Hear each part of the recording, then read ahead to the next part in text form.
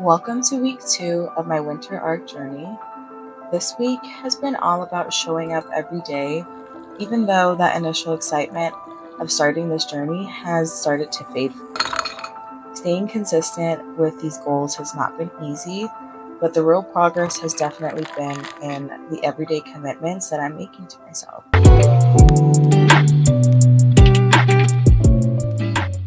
Good morning, lovely. It is a beautiful Sunday morning and I am feeling good.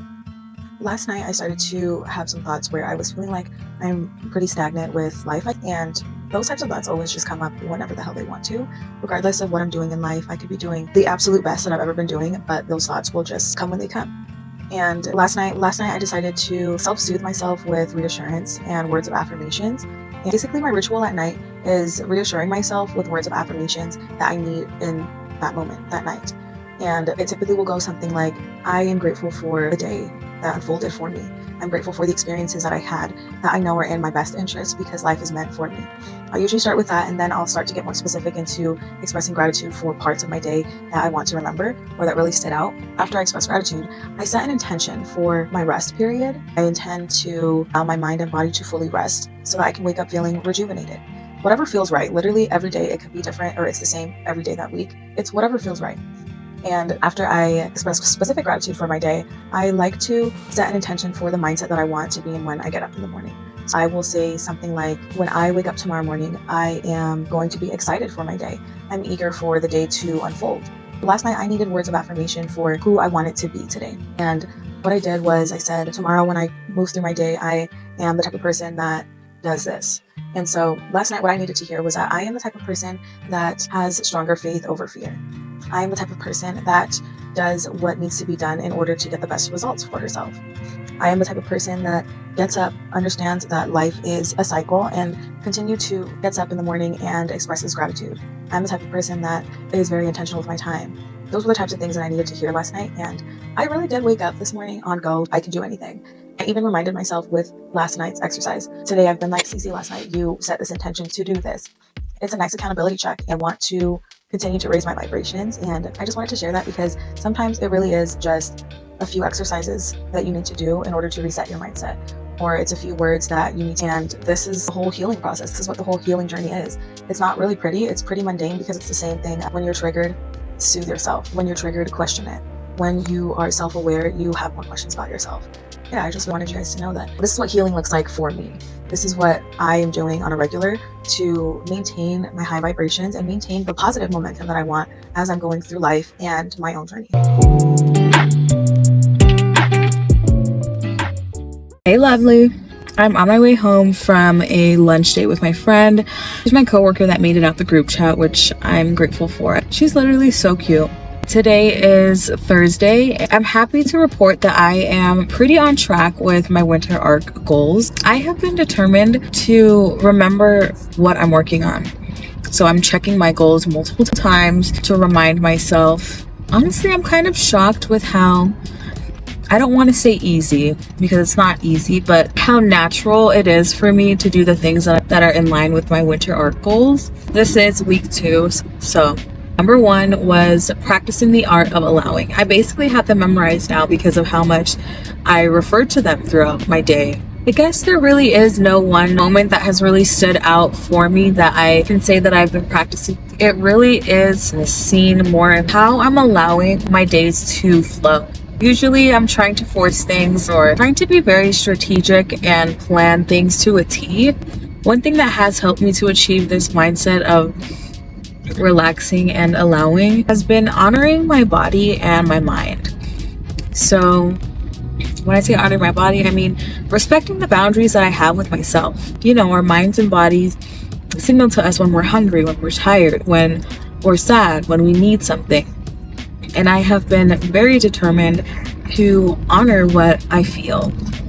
That's helped me to allow my days and I guess life in general. Number 2, the second goal that I wanted to work on was placing my efforts in raising my vibrations. And this actually happened a couple days ago. I was journaling, and if you remember my mindful journal, I'm still using that one.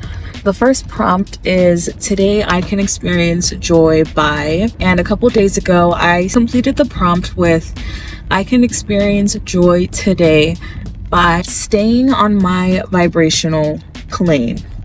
During that day, I was very conscious of, I guess, my frequency, of how high my energy and vibrations were. And then I defined what my baseline was for that day. My baseline equals feeling good, breathing slow, and being aware I am the inner consciousness within. And so I was actively working to stay at that baseline that day. And since then, I have been actively doing it because it feels better. I think that's the thing that's been is that I'm noticing positive shifts in my life by working on the goals that I'm working on. And so when I do come across a time or a situation where I feel like it's not working out or I'm being impatient, or able to remember that the changes I'm making feel good. The changes that I'm making will lead to bigger and better things. And yeah.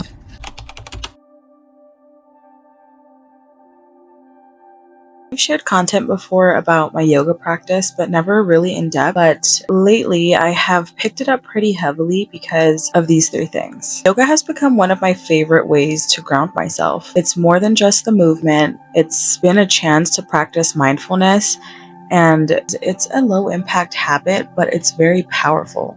Each flow that I do, I'm guaranteed deep stretching, and over time, my balance has improved.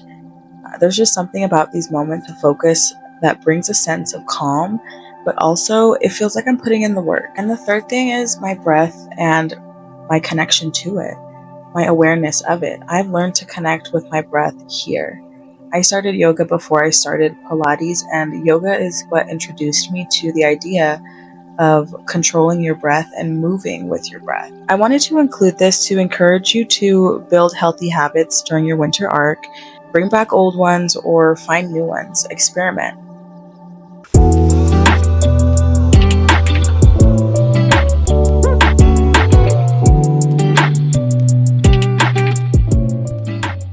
Hey, lovely. Let's go to Pilates and continue our conversation. Where were we? Oh, we were on goal number 3. Progress on that. Goal number 3 is detaching from how I want outcomes to look in my life. And this one I'm actually super excited to talk about because this is something that I have always wanted to work on, because I know how important it is. It is super important to detach from how I want things to look, because life does not give you what you want. That's just the sad truth.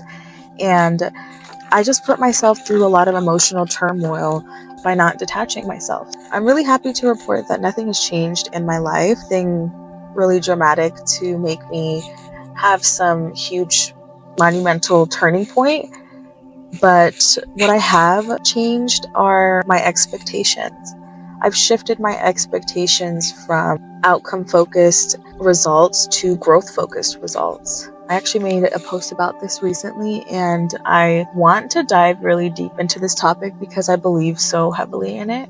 But for now, how I did this, I actually found the inspiration from an Abraham Hicks video. If you are not listening to Abraham Hicks, you're missing out on just so much. You're missing out on so much knowledge. You're missing out on so much peace. So just go. Listen to any Abraham Hicks video. Trust me, it'll do what it needs to do for you. Anyway, basically in that video, she explained how expectation is a really powerful concept. And she said something that just stuck with me, and I've been, I guess, using it as a mantra. She said, you don't get what you want, you get what you expect. And the message that she wanted to share for growth was that you can shift your expectations to higher vibrational things. And she explains it so much better than me, which is why you should go and watch her. That when you detach from expectations, that is when you are in the receiving mode for what is in your best interest.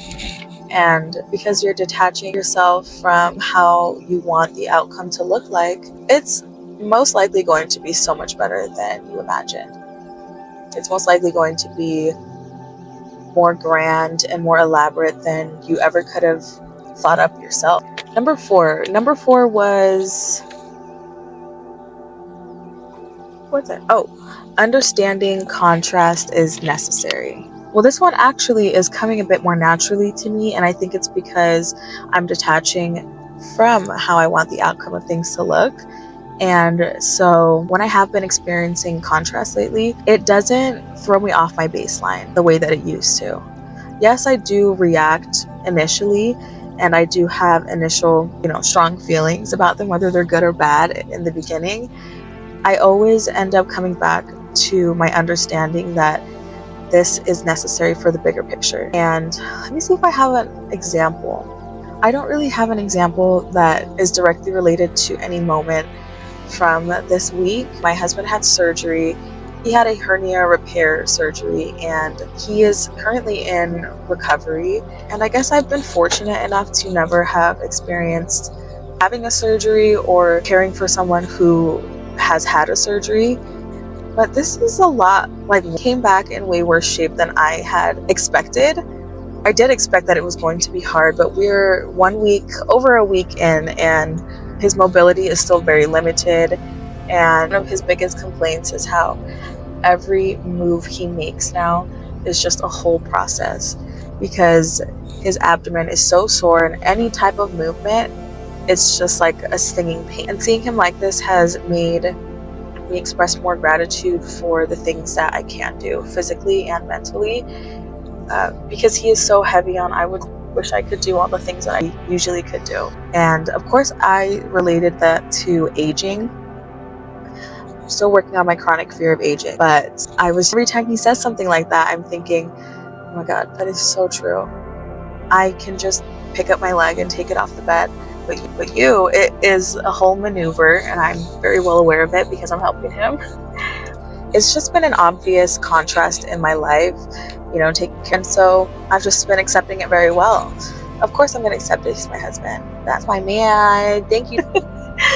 Thank you to my man. Anyway, that's going to be funny to watch later. Yeah. Understanding contrast is necessary. And the fifth thing, this is actually great timing. I'm almost to Pilates. So let's see if I can wrap this up before I head in. The fifth goal that I spontaneously added is connecting to my inner being. In my week 1 video, like I said earlier in my check-in on Thursday, I have been experiencing so much positive momentum around achieving my goals for the winter arc. Things are coming naturally. And I truly believe it's because I'm in full alignment with my best interests. That is my main goal right now. And the goals that I have set for my winter arc are going to serve me for my best interests. And staying connected to my inner being has been easier than I thought, which I'm super grateful for, because I think what really has helped me a lot is I think what really has helped me a lot, honestly, is the wallpaper that I have on my phone. I made reminders for each of my goals, and I have it on my iPhone where every time my screen locks, it'll switch the photo. So I just have my 5 goals on rotation on my lock screen every day. And so I'm getting these little reminders throughout my day that are like, how can I raise my vibration in this moment? One of them is, when in doubt, connect to your inner being.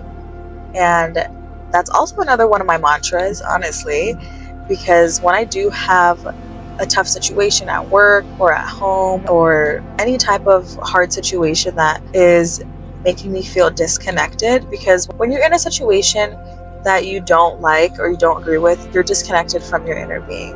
When I experienced a situation like this over the course of this week, I have been very diligent with, when in doubt, reconnect with my inner being. And so I just take a second to, I guess this is my connecting with my inner being ritual. So number 1, literally pause. Whatever it is that you are doing, just take a pause. Number 2, 3 deep breaths. And I mean, this will take about 30 seconds, so you have the time to take 3 deep breaths. So we've paused, we've taken a breath, and now, holy shit, am I late? Shit, I'm late to Pilates. We're gonna have to finish this on the car ride back, but this was so fun. I just got here, so I gotta get my socks on, and then I am going to sweat. Okay, bestie. So, what's next? As I move into week 3, I have decided that I'm setting out to challenge myself in new ways. I want to test just how committed I am to these 5 winter art goals that I've been working on, because I know that pushing my limits is bound to bring up some tough emotions. But I'm ready to see how I can handle them with the tools that I've been building these past 2 weeks. This next step feels like the perfect way to put everything I've learned into action, and I'm honestly really excited and curious to see just how much further I can go.